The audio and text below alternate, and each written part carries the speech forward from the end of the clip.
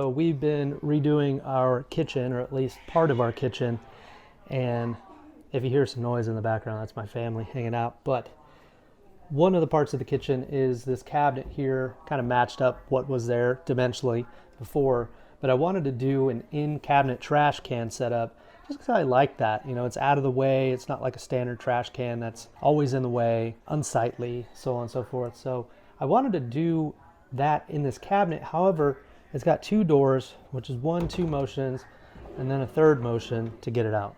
While that's not the end of the world, what I would like to do, since these trash cans are really meant for a narrower cabinet with a single door, is I want to make this double door into a single door, and that's what we're going to do today.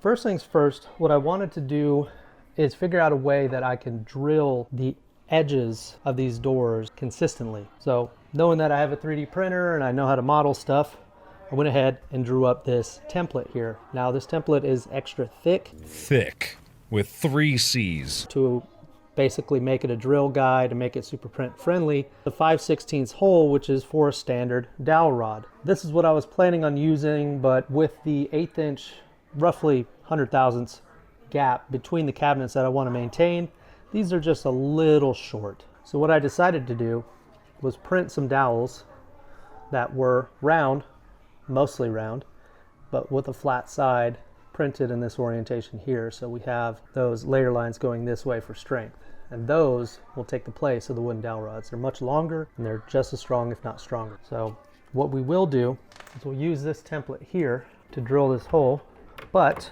because it's a larger hole and there's still a risk of it kind of meandering as I'm drilling with a 5/16 drill bit right out of the gate, I wanted to do something a little bit smaller. That's when I came up with this guy. So this fits. Nice. So when I came up with this. So this has got an 1/8 inch bore. It's a little tube that fits inside of the jig. It's got this little foot to prevent it from spinning as I'm drilling the hole. You can see that or not. And that'll give us our pilot hole. What we'll do is put this on there. Now, this is pretty snug, a little bit tighter than I would probably like it to be. That's because I can't find my calipers still. But I did order a new set. They should be here Monday. That being said, we are pretty much set up and ready to drill the first hole. So we're going to repeat that here. We're going to repeat that on the bottom. Going to do the top and bottom of the other door as well. And if everything is as accurate as I think it's going to be, we are going to install these plastic dowels here between the two with some wood glue. And in between the dowels, we will be installing these 3D printed white plastic washers that will give us a kind of factory finished look. It'll give us that gap between the doors that makes it look like it's a standard cabinet door until you go to pull it and everything will come out at once. Now, if you're wanting to do the pull-out trash can, this is the brand that I've been using. You're going to need whatever trash can setup you would like, single, double, whatever. We did the double can for trash and recycling, but you're going to also need this kit here, which gives you the door mount kit. So basically this takes all of this existing hardware, adds a couple of brackets so that you can attach the doors to the rollout portion so it all acts as one assembly. The Rev-A-Shelf stuff is a little expensive, but it's really nice, and it comes with the trash cans, which there are some cheaper alternatives on it, and there are some cheaper alternatives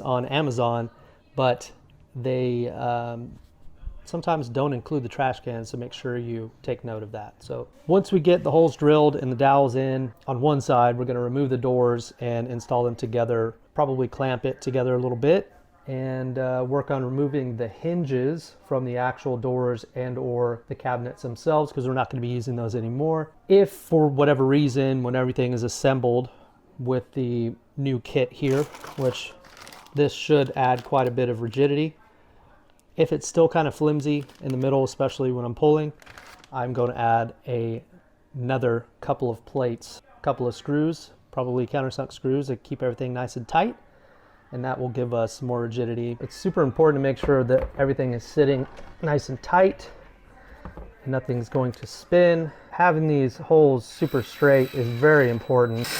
There's the first hole, nice and straight. That's what we want. Then we're going to go up to the next size. Now, what I like to do on something like this, we know the thickness of the actual template is about 7/8. So I'm gonna just mark there.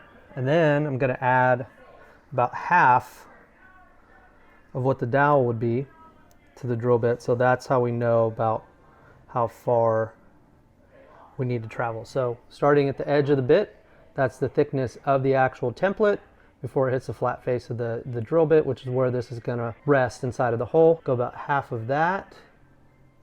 And that is our stopping point when we're drilling. So we should be able to see that from both sides. So you could use a collar. They sell collars for drill bits. If you have a set of those, go for it. I don't have a set of those. I could probably print something or make something. I could buy something, but I'm a little impatient and I just want to get this done. So we're just going to go through the first hole so you guys can see how that goes. And I will finish the rest of them. It's important to note when you're drilling holes using plastic templates, drill slow because the plastic's going to heat up from the friction and it's going to cause the hole to get out of shape. There we go. Now we have a perfectly centered hole for our dowel to fit inside. Beautiful. And that will allow us to join the two doors together. And like I said, that plastic washer, if you're worried about the unsightly black plastic, it's going to hide it really well, and that'll maintain that space between the two doors. So I wanted to give you a close-up of kind of how this works. So we have this channel here with the hole. That face of that sits right on the bottom there. You got to make sure that's justified. Actually, I had it a little loose on that one, just like so. Very tight. It's a little bit more snug probably than I would have liked it to be, but at least I don't have to clamp it in place. But this is for a 3/4 inch thick door.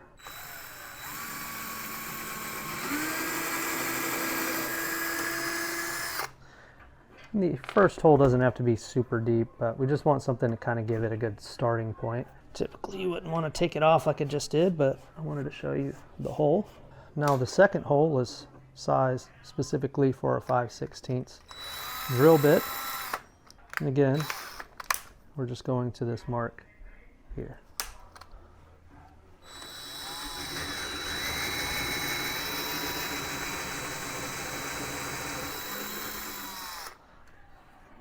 Now if we did everything correctly, hopefully we did, as long as I had everything justified, nice and tight against those flat surfaces on the top and bottom, everything should line up properly. But first, let's clean up our mess.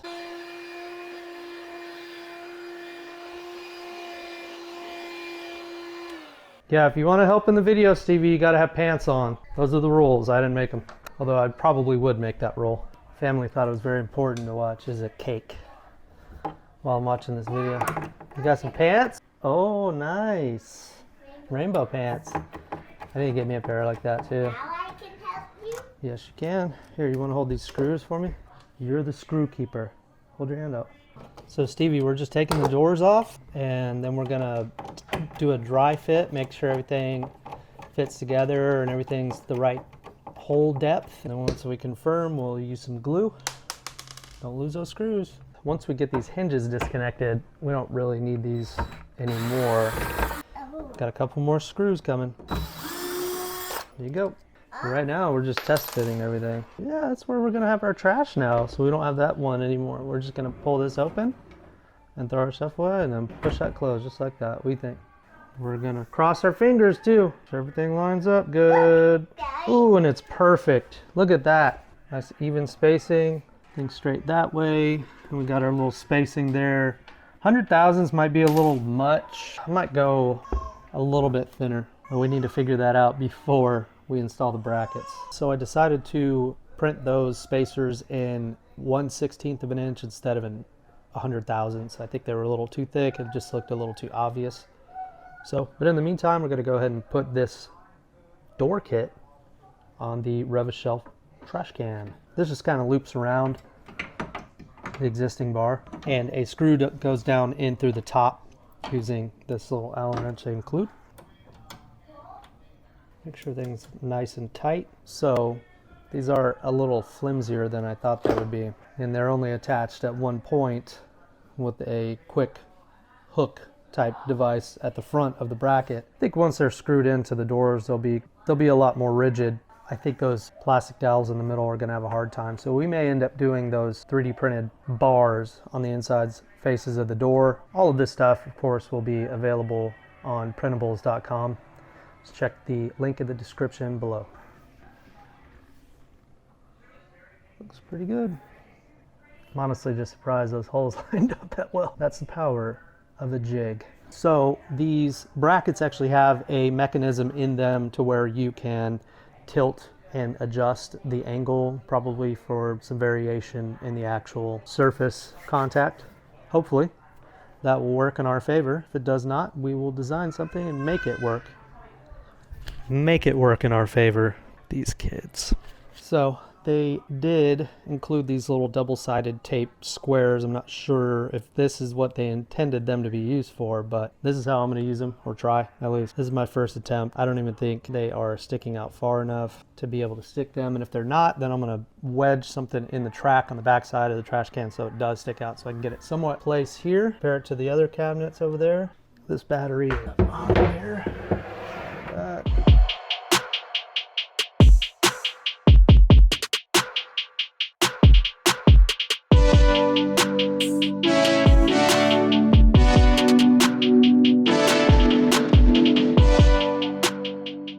Certainly don't do what I did, and I should have known better, but I went a little too far with the screw and it pushed the wood out just a little bit. It's barely noticeable. Didn't push all the way through, but it is definitely there. So the rest of these, I've been putting 3 washers on the screw. It's pretty spot on. It's a little low. Gap between here is a little larger than those down there by maybe an 1/8 inch or so. There's a little bit of flimsiness in the middle there. If you look down inside of here, got this bar. I think I can make like a little strap that utilizes that bar and the wood at the same time to really just tie all this together and make it super stiff, and maybe do something down here at the bottom as well. It's pretty much how you can do that. If you have a 3D printer and plenty of time and some washers. If you're planning on doing that, get some washers so you don't do what I did. This is that plate I mentioned from earlier that holds the trash can assembly to the door. It helped out a lot. Did it need my logo? No, it didn't, but I did it anyways. This is the toe grabber O-Matic, the thing that you just grab it with your foot if you have dirty hands. Put some double-sided tape on there just to kind of, hold it in place and get a feel for it to see if it was going to be comfortable on the foot. Everything turned out, so I decided to go ahead and start screwing it in. The 4 screws on the back were probably a little bit of overkill, but it makes it a lot more rigid. And here I am giving myself carpal tunnel in order to get the 2 screws at the bottom, which, those were difficult.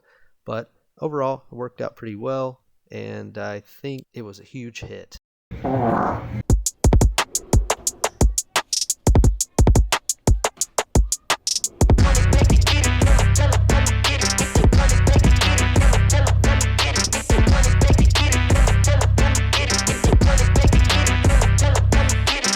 Put myself in there for messing up the door.